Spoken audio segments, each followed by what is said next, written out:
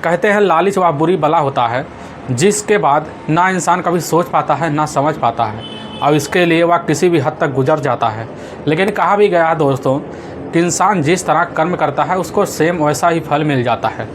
आज के घटना में सेम ऐसा ही हुआ। एक पति के पीठ पीछे ऐसा खेल खेला गया जिसकी वजह से वह पति ही दुनिया को छोड़ के चला जाता है।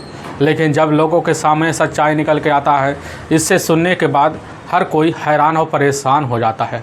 आज के घटना में क्या था, इस घटना की आप पूरी सच्चाई जानने के लिए इस वीडियो को आप लास्ट तक ज़रूर देखिएगा।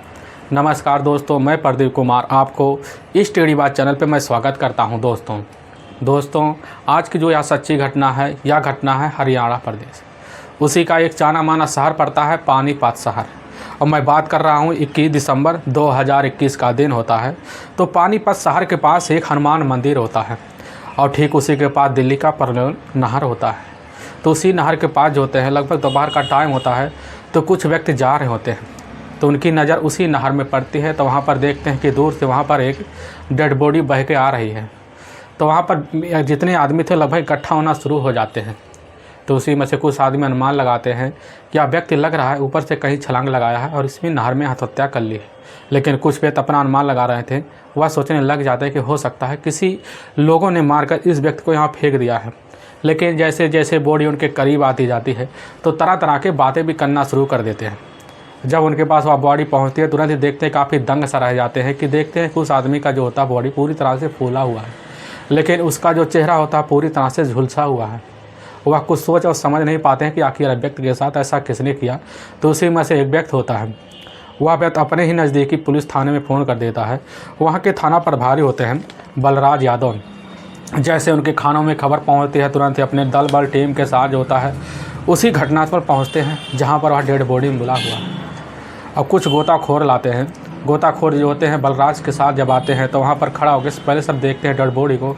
तुरंत ही गोताखोर की सहायता से ही जो होता है उस डेड बॉडी को बाहर निकाला जाता है। बलराज सर जो होते हैं उस डेड बॉडी को अलग पढ़ कर देखने लगते हैं तो देखते हैं कि उसके जो होता है गर्दन पर काफ़ी गहरे घाव हैं और शरीर पर काफ़ी ज़्यादा चोट है।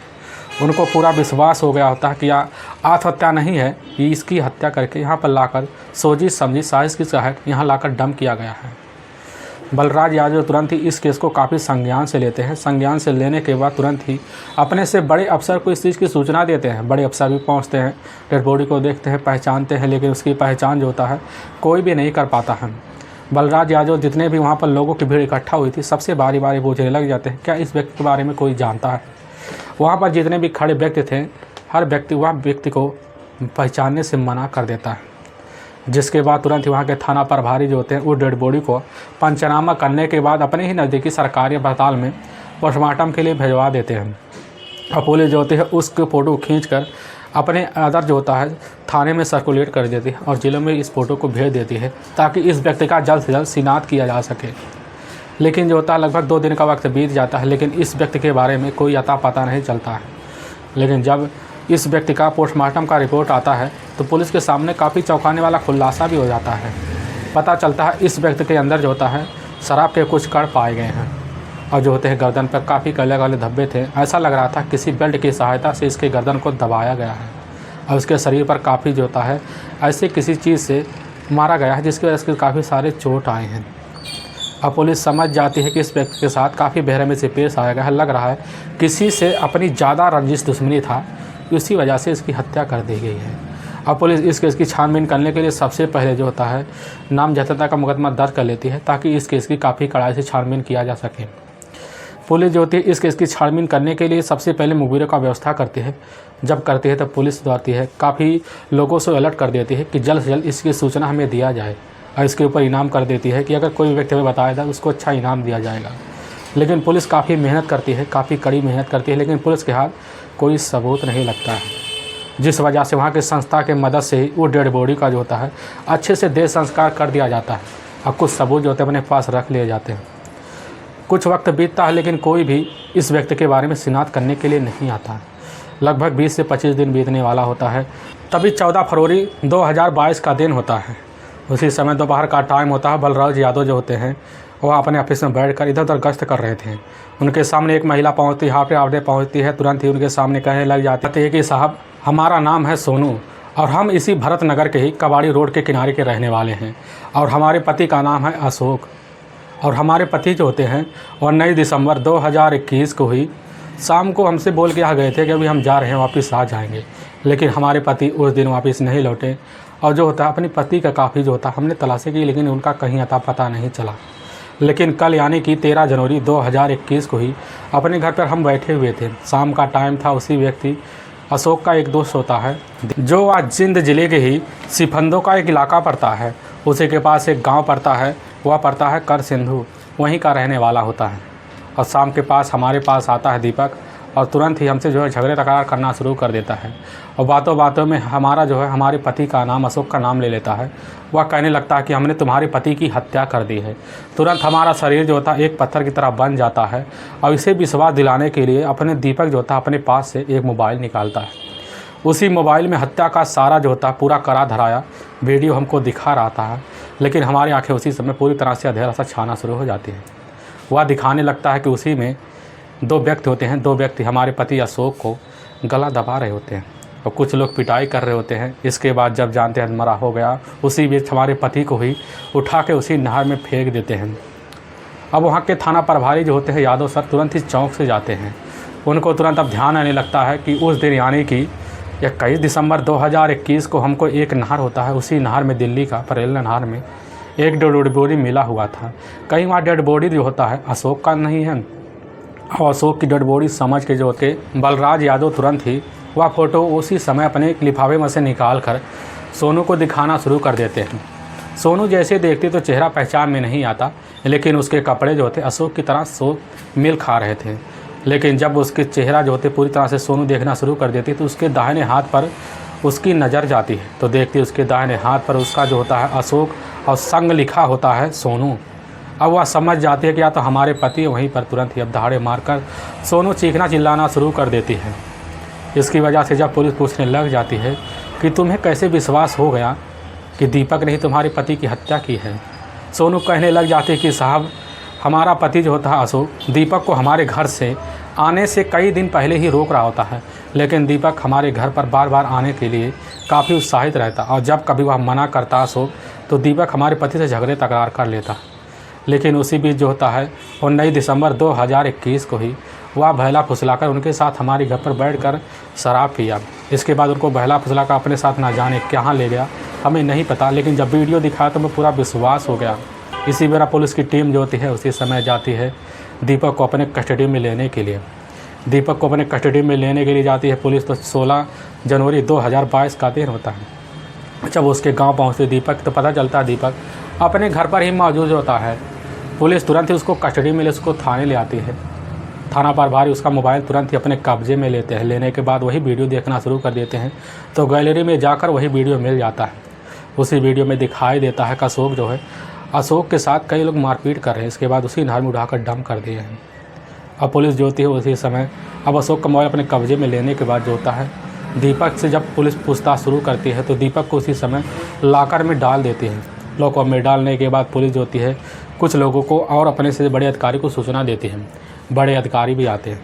दीपक को बैठाया जाता है, उससे पूछताछ शुरू किया जाता है। तो दीपक जो होता है पुलिस के सामने काफ़ी चौंकाने वाला खुलासा भी कर देता है।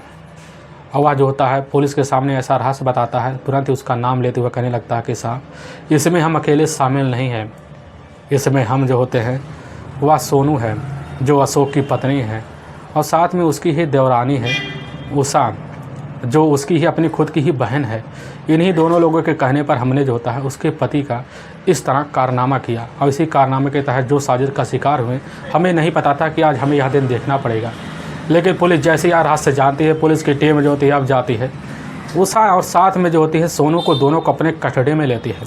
कस्टडी में जैसे ले आती है जैसे ही सोनू और या जो होती है उषा दीपक को देखते हैं उनके पैर तले से ज़मीन सड़ जाती है। पुलिस के बिना किस दबाव के ना किसी जो होता है इनके कोई ऐसा प्रेशर के जो होता है तीनों पुलिस के सामने जो सच्चाई रखते हैं सुनने के बाद तो हर कोई हैरान और परेशान हो जाता है।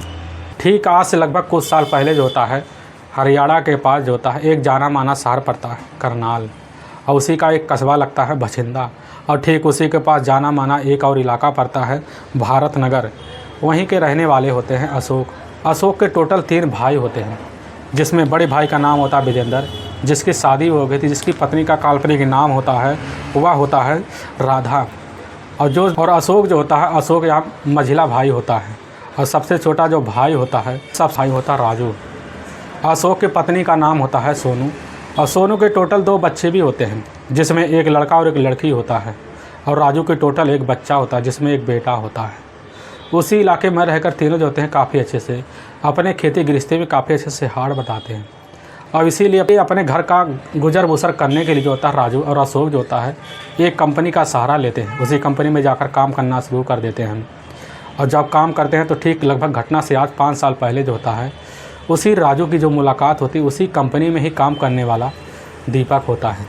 और दीपक से वह दोस्ती कर लेता है राजू। इसके बाद वहीं पर काफ़ी अच्छी दोस्ती बन जाता है। इन दोनों का साथ उठना बैठना, साथ में जो होता है एक दही टहलना, पार्टी करना, दोनों का ऐसे ही बना रहता है। लेकिन राजू के घर जो होता है दीपक का काफ़ी आना जाना बन जाता है। ये होते उषा को वह जैसे ही दीपक देखता है तो एक ही नज़र में दीपक उषा का दीवाना हो जाता है। उषा देखने में काफ़ी खूबसूरत थी, देखने में काफ़ी हट्टी कट्टी थी। और वह होती है उषा जैसे दीपक को देखती है तो दीपक भी उषा की दीवानी हो जाती है। क्योंकि उषा का जो पति होता है राजू आज दिन अपने काम से जब आता तो थका हारा सो जाता था, जिसकी वजह से रात का सुख उषा को नहीं मिल पाता। इसकी वजह से उषा को भी नई साथी की तलाश है। जब उसकी ज़िंदगी में दीपक आता है तो उसी दिन से उसका ज़िंदगी जो होता काफ़ी खिल से जाता है। और दोनों का वहीं पर दीपक और उषा का बीच जो होता प्रेम प्रसंग चालू हो जाता है। और जब मिलने का इनका मन करता तो दीपक जो होता बहाना मार कर राजू से कैसे ना तैसे कर उषा के घर चलाता। आने के बाद उषा के घर में मौका देखकर, क्योंकि जो होता दोनों भाई अपने काम पे चले जाते थे, और बहाना देकर उसी घर में उषा के साथ संबंध बना लेता था।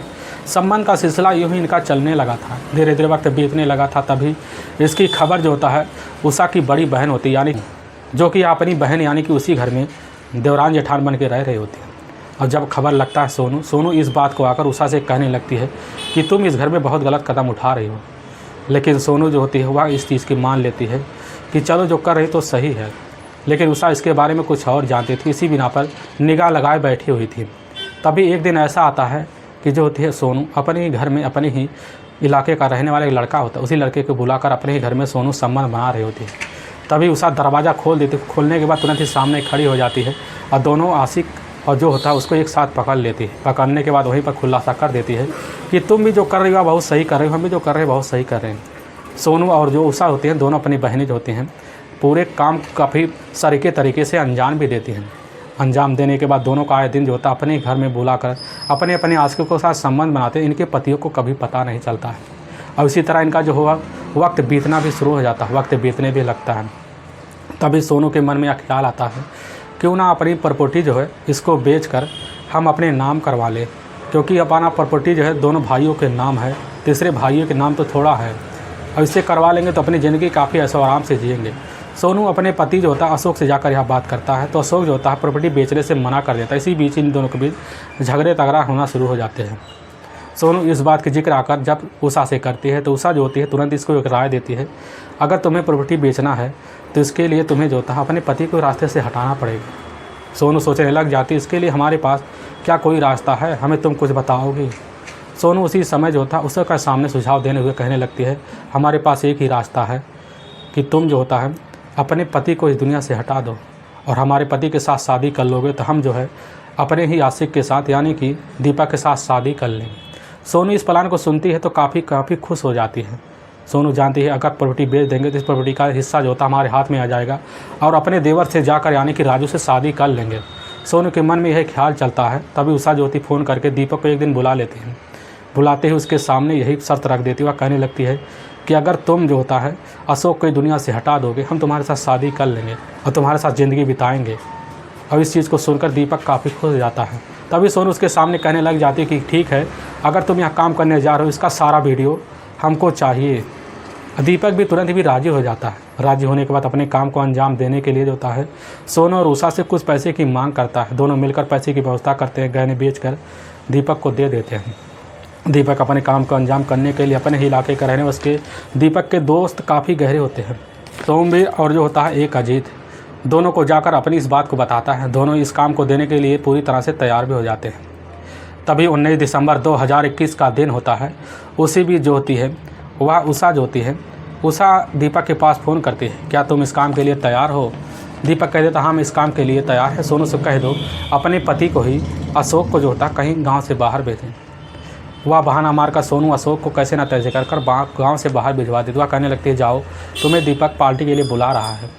अशोक तुरंत ही अपने गांव से बाहर निकल जाता है। वहाँ पर जाता है तो वहाँ पर दीपक और साथ में उसके दो दोस्त खड़े होते हैं। तीनों साथ मिलकर अशोक को जो अपने साथ ले जाते हैं। ले जाने के बाद उसी नहर के पास एक झाड़ी देखते हैं, वहीं पर बैठकर चारों मिलकर काफ़ी ज़्यादा शराब पीते हैं। और शराब का पीते वक्त जो वीडियो होता है वह पूरी तरह से मोबाइल बनाना शुरू कर देता है। बनाते हुए पूरी घटना को जो होता रिकॉर्ड करना शुरू कर देता है।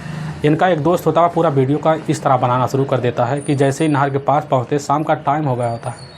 और वहाँ पर जाने के बाद जब देखते हैं अशोक काफ़ी बेसुध अवस्था में आ गया है, तुरंत ही अब जो होता है अपना ही बेल्ट निकालता है दीपक। निकालने के बाद उसी समय उसके गले में लगाकर जोर से खींचने लगता है। उसके शरीर पर उसका दूसरा दोस्त काफ़ी चोट का मारता है।